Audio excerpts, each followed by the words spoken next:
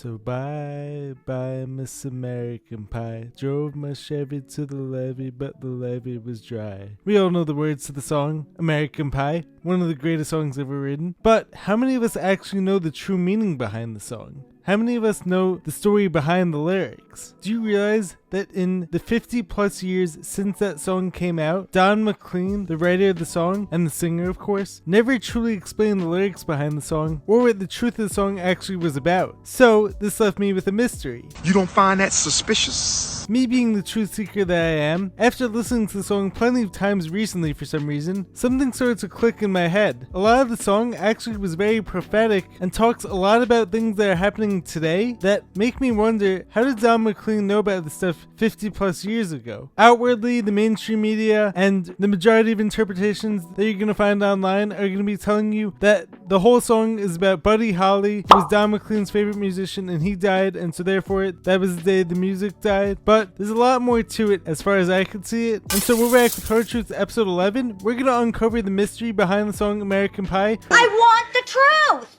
The truth? You want the truth? I want the truth! You can't handle the truth! Because after doing tons of research myself and after trying to decode some of the lyrics myself, I also found a very interesting interpretation online. Putting the photo out there on the line. Is it online? Yeah. Don't even ask me how I found it. I just stumbled upon it, and this was actually the first interpretation. I actually agree with most of what's being said in here, and also interestingly enough, I actually was recently reading this book, which I'm still not finished with yet, but weird scenes inside the canyon having to do with a lot of the music that was going on in the 60s right before the song came out. So can you guys handle the truth about the song American Pie and the hidden meaning underneath it all? Let's get to the video now.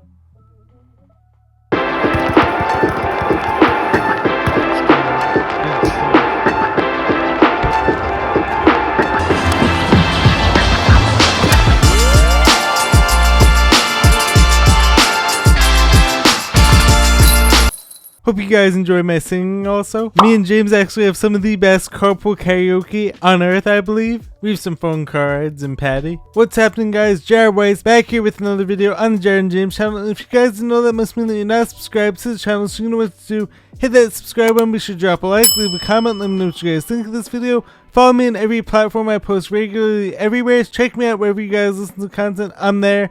So for today's video, as you guys already know, we're going to be talking about the song American Pie, and we're going to be decoding the lyrics and getting into some very interesting cultural, religious themes that are spread throughout the song, and how a lot of that stuff actually relates to what's going on in this current day and age. The way that I've actually decided to organize this video is I'm going to start by giving you some of my most interesting takeaways from the song, some of my biggest themes that I'm going to be talking about. I'm going to be telling you some background, and then from there we're going to be going into the full-on awesome interpretation that I found online. I don't even know who wrote this or who made this, but I found it and I think it's brilliant, so we're gonna be getting into that and I'm gonna be analyzing it. So without further ado, let's get right into this. The song American Pie came out in 1971. It was written by Don Mclean at the ripe young age of 24 years old. This song was actually over 8 minutes long. Now, once again, as I mentioned during the intro, there's a lot of depth within every single verse that goes way beyond the mainstream media telling you that the song only has to do with Buddy Holly and two of Don Mclean's other favorite musicians dying in this plane crash. Although of course that is definitely a large inspiration behind the song, but I believe there's actually a lot more to the story. One other very interesting point that I want to address here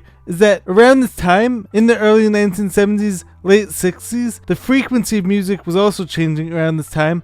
And so, for many, many years, music was actually played at a certain frequency, which was actually known as the healing frequency. The frequency of music was changed from 432 hertz, which was known as a healing frequency, to 440 hertz in the 1950s, I believe. But I was digging a bit deeper into this, and I actually found out that the change didn't really fully take place until the 1970s, which is very interesting considering that the song was made in 1971. So could this idea of the music dying, Satan taking over the music industry, could this have been referencing this idea of the healing frequencies of music being changed to these more dark frequencies? And actually, just doing a quick Google search will actually tell you that in Nazi Germany, the Minister of Propaganda, Joseph Goebbels, ordered in 1939 to replace all tuning forks to 440 hertz.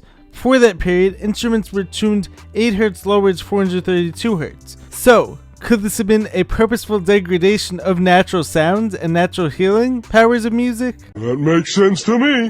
could be. And most people online are gonna call you crazy conspiracy theorists for even addressing that, but like, there's definitely a lot of truth behind it if you ask me, as there are behind just about every conspiracy which ends up coming true if you actually do your research and think for yourself and think critically rather than just trusting. I love that people going, what are you, a conspiracy spirit? Wherever the quote-unquote experts or whatever the mainstream media tells you. Let's keep going. Next up, we have the whole MK Ultra stuff, which was very prominent in the 50s and the 60s, as I spoke about in my video on the predictive programming in the Captain America movies. In the 1950s and the 60s, we had Sidney Gottlieb and the whole CIA working to try to find out mind control techniques, and much of these experiments were actually done on unwitting people, whether in prisons, whether in mental health facilities, hospitals, and the CIA's own people, Frank Olson. And much of these techniques were actually taken from Nazis who were brought over into the US post-World War II, which a lot of us don't ever learn about in school. But thousands of Nazis came over into the US post-World War II, and much of this ties into Sam Tripoli's whole claim that Germany lost World War II, but like the Nazis didn't actually lose, they just relocated, which I fully believe as well. I mean, how is it that these awful, horrible people who murdered millions of people end up getting their records expunged and coming to the US and the Soviet Union and relocating here and then being propped up to lead some of the largest three-letter organizations in the US? Doesn't make much moral sense if you ask me. So now, where am I going with this? Music was actually also tied into the whole MK Ultra movement, as I've learned in this book, The Weird Scenes Inside the Canyon, because something that I actually never knew prior to reading this book, even though I'm still not done with it yet, is that the hippie movement actually co-opted the whole anti-war movement. And a lot of the flower people, aka the anti-war people, actually didn't like the hippies. And many of the musicians at this time claimed to be anti-war and who claimed to be part of the whole anti-war movement and played a large role in turning people into these hippies who were constantly smoking weed, doing drugs, doing LSD. Almost all these musicians during this time were all connected to the CIA, and much of their family members, such as Jim Morrison's dad, such as Frank Zappa, and basically all the groups coming out of Laurel Canyon all had CIA ties, all had government ties. I mean, Jim Morrison's dad was actually responsible for the Gulf of Tonkin incident, which never actually happened, but he was actually behind the whole reason why we got into the whole Vietnam War. But like, his son Jim Morrison is claiming to be anti-war and claiming to be part of this whole peace movement. Makes you wonder, doesn't it? Funny. So many of these musicians were actually responsible for giving out LSD to unwitting people, and the whole generation lost in space, tying this back into the song American Pie, had to do with the fact that so many people during this time were on drugs, and the musicians during this time were responsible for giving out much of this LSD to the people, which is why one of my favorite lines from the song, "We were all in one place," referring to Woodstock, a generation lost in space. I originally thought that this line actually meant the whole fake moon landing, or the whole fake race to get to space idea, which is complete nonsense. If you guys have listened to plenty of my other videos talking about the whole fake moon landing, listen to the song Stanley Kubrick by B.O.B. That song has a ton of truth in it, and I've also spoken about plenty of other things attached to this concept. But after doing some more research into the song, what I discovered was that this idea of a generation being lost in space was actually referring to all of the people who were on drugs and who were constantly high all the time. But I called your show Ha! And who actually weren't being productive, healthy people. They were all just like lost in space. They were all a bunch of space cadets because they were all doing LSD, and they were all part of all these mind control experiments, which the musicians encouraged, and Don Mclean did not like this one bit. Next up, another very powerful concept from the song that I could definitely tell is that Don Mclean was definitely a very religious man and had a strong faith in God. Much of the song is about God and how God left the day the music died, and these days what do we see? We see these openly satanic musicians, openly satanic rap lyrics, and even rock lyrics too, and all these secret societies infecting every level of music and Hollywood. And I'm sure this was going on during that time too, but like, it probably wasn't as open as it is these days. So once again, I see the song as being very prophetic and predicting it was going to become less God, less purpose driven, and it was going to be more about these harmful satanic principles instead. One of the lyrics, "I saw Satan laughing with delight the day the music died," and one of my other favorite lyrics, towards the end of the song, when we start talking about how the three men I admired most, the Father, Son, and the Holy Ghost, referring to Jesus, God, and the Holy Ghost, all took the last train for the coast the day the music died. So once again, this theme of God leaving the music, and music becoming more satanic. Moreover, the song is definitely very against communism, and Don Mclean calls out people who were supporting communism and the whole communist movement during this time. Hey, this guy's a commie! And I also think that many of these lyrics are actually talking about communism infiltrating America. And what do we see these days when it comes to all of our leaders and the quote-unquote people in power who really don't deserve any power at all? We see a lot of cultural Marxism and a lot of political Marxism as well coming into America. So could the song also be about losing America and American values to communism? As we know also, once again, America took in Nazis post-World War II. And if you watch any of mine and RJ's Rabbit Hole Roundup episodes, you guys know about all the horrible things that our government and all of our three-letter organizations have done in the past 100 years and probably the past however many years. And in this song, Don Mclean talks about John Lennon embracing Karl Marx because he says, and Lennon read a book on Marx, but this is actually a double meaning because initially you may think to yourself, oh, he must be referring to Vladimir Lenin, the Soviet leader. But if you dig deeper, the song has a lot of disses towards the Beatles, and it's pretty clear that he was referring to John Lennon being a Marxist and advocating for communism. And digging further into these Beatles as well as Rolling Stones disses in the song, because the song definitely has a lot of anti-Beatles and anti-Rolling Stones references. When McLean brings up the song Helter Skelter in the Summer Swelter, could this be attacking the Beatles for inspiring serial killer Charles Manson? I mean, this whole idea of Helter Skelter being the whole race war between blacks and whites, and Charles Manson thought to himself that if this race war wasn't going to happen organically and on its own, he was going to bring it about himself, so therefore he started murdering certain people and blaming it on another race, which ties into the whole why he murdered Sharon Tate and her friends. But he claimed to be inspired by the Beatles song Helter Skelter, and he even wrote Helter Skelter, I believe, in blood at one of the crime scenes. Sick man, obviously. But Charles Manson was also a CIA asset, and he was used in many of these MK Ultra and LSD experiments on the unwitting people because he was actually a musician himself who was in Laurel Canyon at this time. And going back to the Rolling Stones diss, he doesn't like how the Rolling Stones made the song Sympathy for the Devil. He talks about Jumping Jack Flash. And coming back to the Beatles, when it comes to Sgt. Pepper, and he talks about how they all got up to dance, but they never got the chance. Could this be referring to how the Beatles songs weren't designed for dancing as much as this guy's favorite music, which was Buddy Holly and many of these other dancing songs? He also disses Bob Dylan in the song, being the jester. Was Sgt. Pepper supposed to be referring to Aleister Crowley, the dark occultist leader who many musicians and famous people revere and subscribe to? Could be. It was 20 years ago today Sgt. Pepper told the band to play. Could this idea of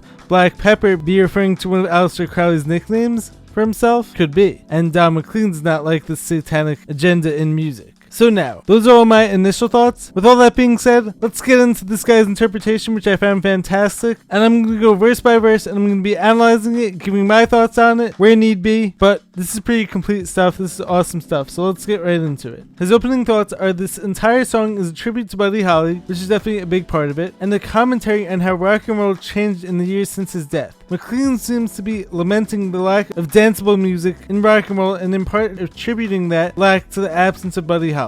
So, verse 1. A long time ago, this is referring to American Pie coming out in 1971, but Buddy Holly died in 1959. I can still remember how that music used to make me smile, and I knew if I had my chance that I could make those people dance, and maybe they'd be happy for a while. This is referring to rock and roll's earliest concoctions being about dance music, but February made me shiver. This is referring to Buddy Holly died on February 3rd, 1959 in a plane crash in Iowa during a snowstorm. With every paper I deliver. Bad news on the doorstep. I couldn't take one more step. I can't remember if I cried when I read about his widow bride. This is referring to how Buddy Holly's recent bride was pregnant when the crash took place. She had a miscarriage shortly afterwards. But something touched me deep inside the day the music died. The same plane crash that killed Buddy Holly also took the lives of Richie Valens, his famous song was La Bamba, and the Big Bopper, whose famous song was Chantilly Lace. Since all three were so prominent at the time, this became known as the day the music died. So bye Miss American Pie. Drove my Chevy to the levee, but the levee was dry. Them good old boys were drinking whiskey and rye, singing "This'll be the day that I die, this'll be the day that I die." And this is actually referring to one of Buddy Holly's biggest hits, which was actually "That'll Be the Day." And the chorus actually has the line, "That'll be the day that I die." Verse 2. Did you write the Book of Love? The Book of Love by the Monotones hit in 1958. And do you have faith in God above, if the Bible tells you so? In 1955, Don Cornell did a song entitled "The Bible Tells Me So." Rick Schubert pointed this out and mentioned that he hadn't heard the song, so it was kind of difficult to tell if this was what McLean was referencing. There's also an old Sunday school song which goes, "Jesus loves me, this I know, for the Bible tells me so." Or, I was actually thinking, Could this also be referring to the fact a lot of people actually claim to be religious and look to the Bible, but don't actually have strong faith in God and don't actually realize all of God's blessings that are all around us? And so, like, for instance, a lot of people will be going to church or going to temple every weekend, but then during the week, they'll be doing all these unrighteous acts that are actually ungodly and ungodlike. Debauchery! Debauchery! Debauchery! I think this could have been a reference to that as well. Now, do you believe in rock and roll? The Lovin' Spoonful had a hit in 1965 with John Sebastian. Do you believe in magic? The song has the lines, do you believe in magic? It's like trying to tell a stranger about rock and roll. Can music save your mortal soul? And can you teach me how to dance real slow? Dancing slow was an important part of early rock and roll dance events, but declined in importance through the 60s as things like psychedelia and the 10-minute guitar solo gained prominence. So, as I actually learned in the book on Laurel Canyon, in the 1960s, a lot of music was featured around these crazy dancers who called themselves the Freaks, and they were all essentially tripping out on LSD. And once again, the 60s, as they went on, more and more people started taking LSD and getting high all the time, and this took away from much of the dance music that was happening prior to this. Well, I know you're in love with him because I saw you dancing in the gym. Once again, back then, dancing was an expression of love and carried a connotation of commitment. Dance partners were not so readily exchanged as they would be later. You both kicked off your shoes. Man, I dig those rhythm and blues. Some history: before the popularity of rock and roll music, like much else in the US, was highly segregated. The popular music of black performers for largely black audiences was called first race music, later softened to rhythm and blues. Interesting, I actually never knew that. In the early 50s, as they were exposed to it through radio personalities such as Alan Freed, white teenagers began listening too. Starting around 1954, a number of songs from the rhythm and blues charts began appearing on the overall popular charts as well, but usually in cover versions by established white artists. To the white man! By 1955, some of the rhythm and blues artists like Fats Domino and Little Richard were able to get records on the overall pop charts. In 1956, Sun Records added elements of country and western to produce the kind of rock and roll tradition that produced Buddy Holly, who was Don Mclean's favorite musician. I was a lonely teenage Bronco buck with a pink carnation and a pickup truck. The song White Sport Coat and a Pink Carnation was a hit for Marty Robbins in 1957. That's what that was a reference to. But I knew that I was out of luck the day the music died. I started singing, you know the chorus. Verse 3. Now for 10 years we've been on our own. Mclean was writing the song in the late 60s, about 10 years after the crash, and Moss grows fat on a Rolling Stone. Could this be the first diss to the Rolling Stones, or could there be other meaning behind this? Let's see. It's unclear who the Rolling Stone is supposed to be. It could be Bob Dylan, since Like a Rolling Stone 1965 was his first major hit, and since he was busy writing songs extolling the virtues of simple love, family, and contentment while staying at home, he didn't tour from 66 to 74 and raking in the royalties. That's a very interesting point. So, like, if this guy wasn't touring during those 8 or 9 years, but he's making all this money, Moss grows fat on a Rolling Stone. And Moss is green too. So, money grows fat on a Rolling Stone. This guy's just sitting there, and he's making all this money, which isn't right to his fans. This was quite a change from the earlier, angrier Dylan. The Rolling Stone could also be Elvis, although I don't think it started to pork out by the late 60s. It could also refer to rock and rollers in general, and the changes that had taken place in the business in the 60s, especially the huge amounts of cash some of them were beginning to make, and the relative stagnation that entered music at the same time. Or perhaps it's a reference to the stagnation in rock and roll in general. But that's not how it used to be. When the Jester sang for the King and Queen, the Jester is definitely Bob Dylan, who, even though Mclean was actually reluctant to admit this, he even said, wouldn't Dylan make a great jester? And once again, this is going to become more clear later. There are several interpretations of the King and Queen. Some think that Elvis Presley is the king, which seems pretty obvious.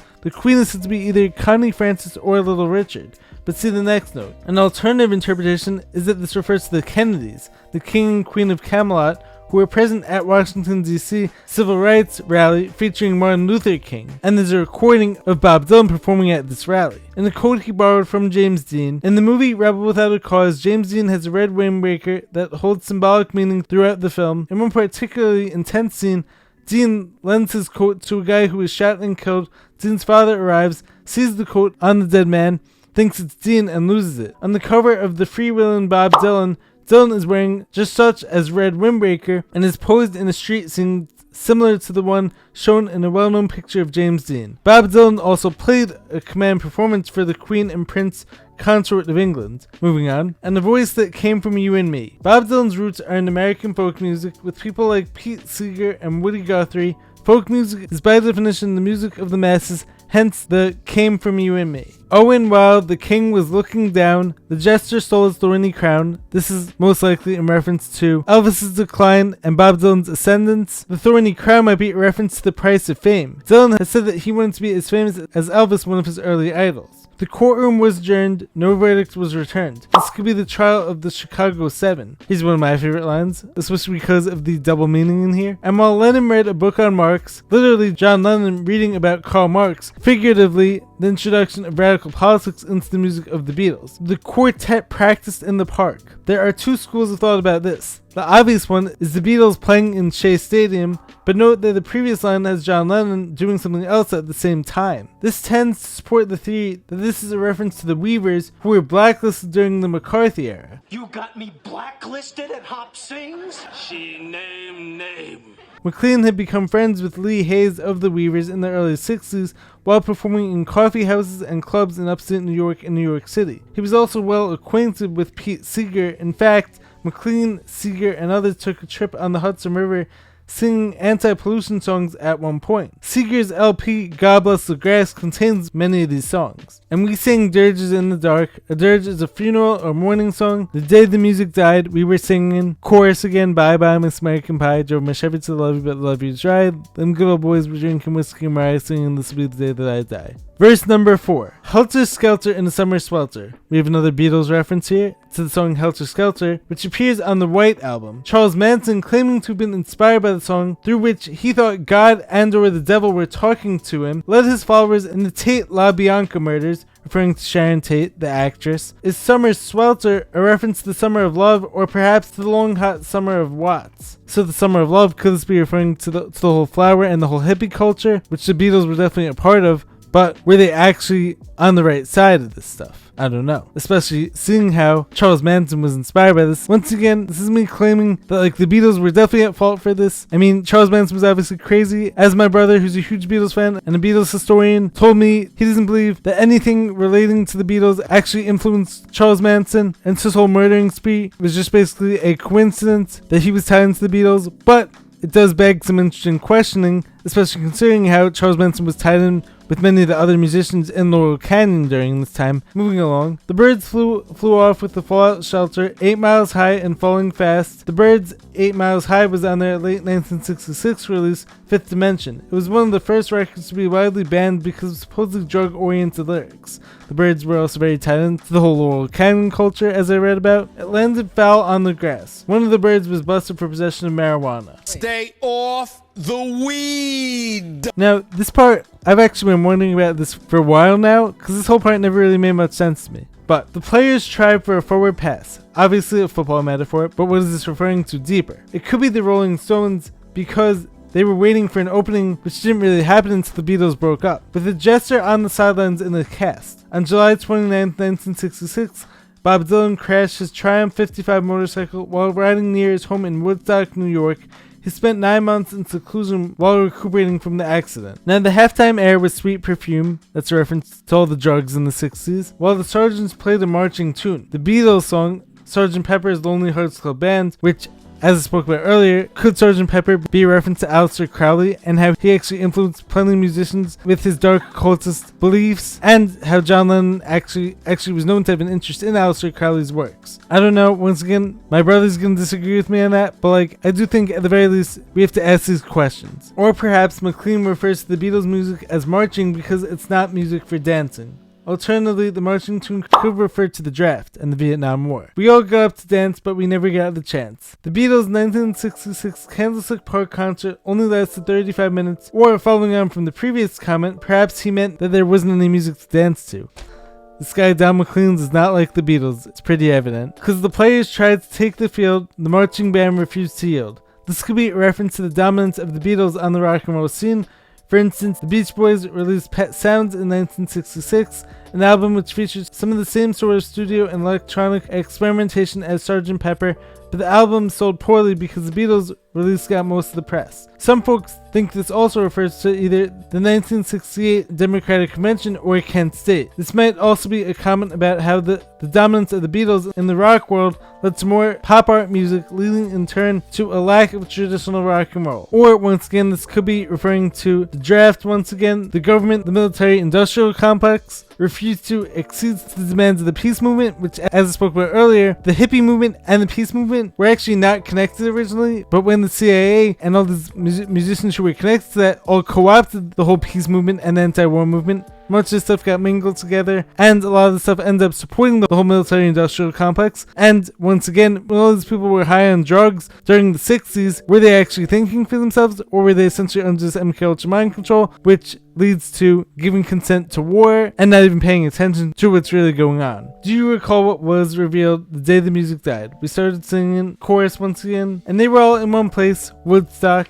Obviously, a generation lost in space. Some people think this is a reference to the US space program, which it might be, but this seems a bit too literal. Maybe this is a reference to the hippies, who were sometimes known as the lost generation, partially because of their particularly acute alienation from their parents, and partially because of their presumed preoccupation with drugs, as I spoke about earlier. It could also be a reference to the awful TV show Lost in Space, whose title was sometimes used as a synonym for someone who was rather high, but this guy keeps hoping that Mclean had better taste.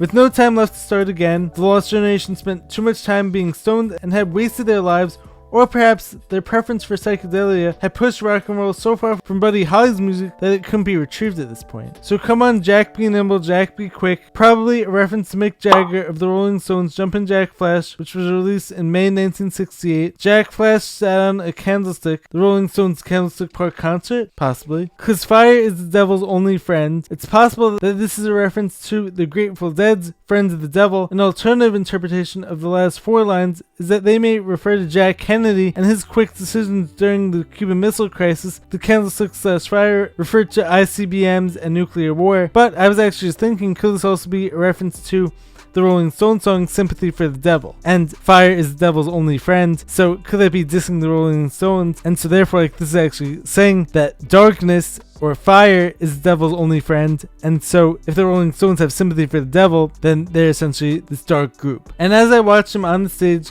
my hands were clenched in fists of rage. No angel born in hell could break that Satan's spell. While playing a concert at the Altamont Speedway in 1968, the Stones appointed members of the Hells Angels to work security on the advice of the Grateful Dead. In the darkness near the front of the stage, a young man named Meredith Hunter was beaten and stabbed to death by the Angels. Public outcry that the song Sympathy for the Devil had somehow incited the violence caused the Stones to drop the song from the show for the next 6 years. This incident is chronicled in the documentary film Gimme Shelter. It's also possible that Mclean views the Stones as being negatively inspired by virtue of Sympathy for the Devil due to his religious background, which ties into my belief on the last line. Their Satanic Majesty's request, and so on. I find this a bit puzzling since the early Stones recorded a lot of roots rock and roll, including Buddy Holly's Not Fade Away. The next line reads, "And as the flames climbed high into the night to light the sacrificial rite." So this could be a reference to Jimi Hendrix burning his Stratocaster at the Monterey Pop Festival. It's also possible that this refers to the burial of Kennedy, but I'm not sure I buy this. For one thing, it doesn't fit chronologically, and for another, Mclean seems more interested in music than politics.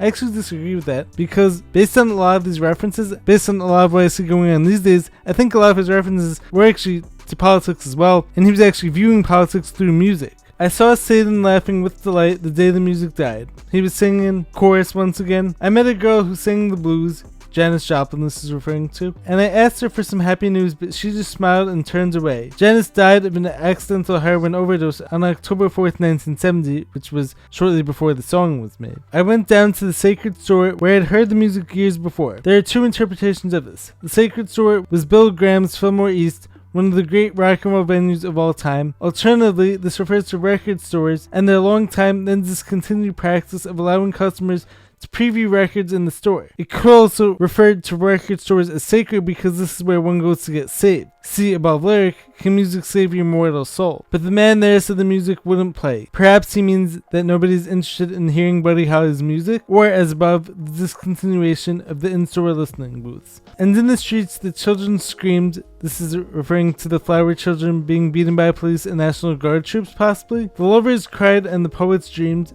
The trend towards psychedelic music in the 60s, but not a word was spoken. The church bells all were broken. It could be that the broken bells are the dead musicians. Neither can provide any more music. And this is another one of my favorite lines, as I mentioned earlier. And the three men I admire most, the Father, Son, and the Holy Ghost. This could be referring to what I believe is the Catholic aspects of the deity, considering how Mclean had attended several Catholic schools. Or this guy is thinking it could also be Holly, the Big Bopper, and Valens. Or Hank Williams, Presley, and Holly. Or JFK, Martin Luther King, and Bobby Kennedy. All interesting options. They caught the last train for the coast. I think this is referring to how God was leaving music in a lot of ways, and how music was becoming more and more satanic the day the music died. And they were singing chorus, end of song. And there are also some other notes I want to share from this post-song interpretation, because this guy definitely did his research. I don't even know who this guy is or what his name is, but he definitely gave a very complete, interesting explanation for all this stuff. And this is what I've been seeking out, and this is what I've been searching for the past several months now, actually. So 1. American Pie is supposed to be the name of the plane that crashed containing the 3 guys that died. Then he also says Dan Stanley mentioned an interesting theory involving all this. Roughly put, he figures that if Holly hadn't died, then we would not have suffered through the Fabian, Pat Boone era, and as a consequence, we wouldn't have needed the Beatles. Holly was moving pop music away from the stereotypical boy/girl love lost /found lyrical ideas, and was recording with unique instrumentation and techniques, things that the Beatles wouldn't try until about 1965. Perhaps Bob Dylan was stuck with the rock and roll he played in high school, and the Byrds never would have created an amalgam of Dylan songs and Beatle arrangements. But also, a lot of this ties into the CIA, Tavistock Institute, influencing music, and wanting it to be a certain way. He goes into some other stuff that this guy doesn't believe, and I frankly don't believe it either. He gives all these references for the meaning of the song, for where he did his research. I just want to share these just to show you guys where much this research is coming from. This is also very interesting. In 2015, Don Mclean auctioned off the original manuscript for the song American Pie. It included the famous lost verse shown below. The final verse of the recorded version describes a bleak America. The music is gone, and even the Father, Son, and Holy Ghost are heading for the coast. But his notes offer the tantalizing prospect of a lost redemptive verse. It describes falling to his knees to pray, and I promise to give all I have to give, if only he would make the music live again. Here's the lost verse. And there I stood alone and afraid. I dropped to my knees and there I prayed. And I promised him everything I could give, if only he would make the music live. And he promised it would live once more, but this time 1 would equal 4. And in 5 years 4 had come to mourn, and the music was reborn. Interesting, that's a very hopeful take. I like that, Don Mclean, giving that lost verse some hope. Going further into the second interpretation that this author gives, the line, "Can music save your mortal soul?" Given all that, can music help you get through life? I'm sorry I can't answer that. All these questions ask about life and if God exists. So maybe is it possible that as the music was changing, Don Mclean was praying to God and was having questions about God and about his strong faith in general? Could be, because he was so upset, and during times of severe distress and during confusing times, some people often start to question their faith. Coming back to the line, "And moss grows fat on a rolling stone," Bob Dylan wrote like a rolling stone in 1965. This was his first major change from folk music. In late 1966, Dylan was involved in a motorcycle accident and hid in his house in Woodstock, New York for a good year, hence the fat, and the moss shows the time change. Dylan didn't really get his muse back till 1975.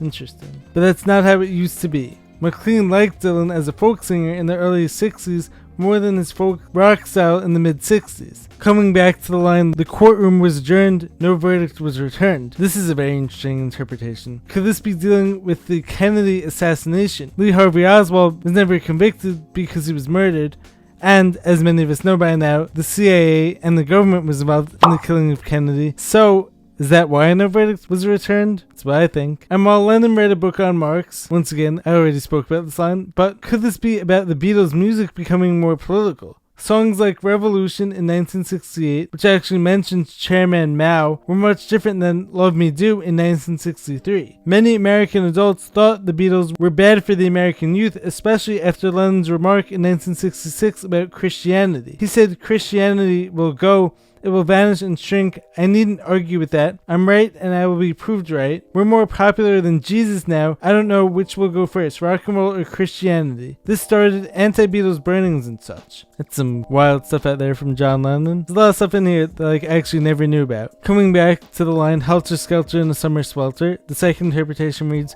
Charles Manson is one of the most dangerous serial killers ever. In the summer of 1968, he massacred an entire family because of the Beatles song Helter Skelter, which appeared on the White Album. He thought that the Beatles were warning America about the racial conflict and it was coming down fast. He thought the Beatles were the four angels mentioned in the book of Revelation in the Bible. Manson wrote the title of the song on the wall in blood after committing these murders. Also, he thought in Revolution 9 that Lennon was saying rise instead of right. Thought the line, they need a damn good whacking from piggies, were telling him to kill people. Coming to the line, do you recall what was revealed the day the music died? This is very prophetic. So what was revealed? Well, look at today. The president is more corrupt now than ever. As Dr. Evil says in Austin Powers, face it, freedom failed, or more accurately, the protests failed. The government is more corrupt now than ever before. Mclean wasn't a big 60s fan, and here he is putting down the efforts of the failed generation. And a lot of this comes back to today, with everything going on these days. The government is more powerful now than ever. The military-industrial complex is more powerful now than ever. And so, what were all those anti-war protests really about, especially when these days it's so easy for the mainstream media and the propagandists to get everyone on board with war. Coming back to the line about the song Jumpin' Jack Flash, which was a hit for the Rolling Stones. In this song, Mick Jagger compares himself with Jesus. This line comes from the nursery rhyme that has the line, Jack be nimble, Jack be quick, Jack jumps over a candlestick. And cause fire is the devil's only friend, Stones sold out to the devil. That's what he's implying here. Their song, Sympathy for the Devil, proves that they were desperate to sell their records. So guys, let me know your thoughts on the song in the comments below. Let me know how you think I did with my interpretation. Let me know what your thoughts are on the interpretation that I was reading. I know that this was a much longer solo video compared to the ones I usually do, but I found this to be a very interesting topic, so I hope that you guys found it interesting as well. Let me know if you guys want to see more videos like this. Anyways, make sure to subscribe to the channel. Be sure to drop a like, leave a comment, let me know what you guys think of this video, and I will catch you guys in the next one. Peace.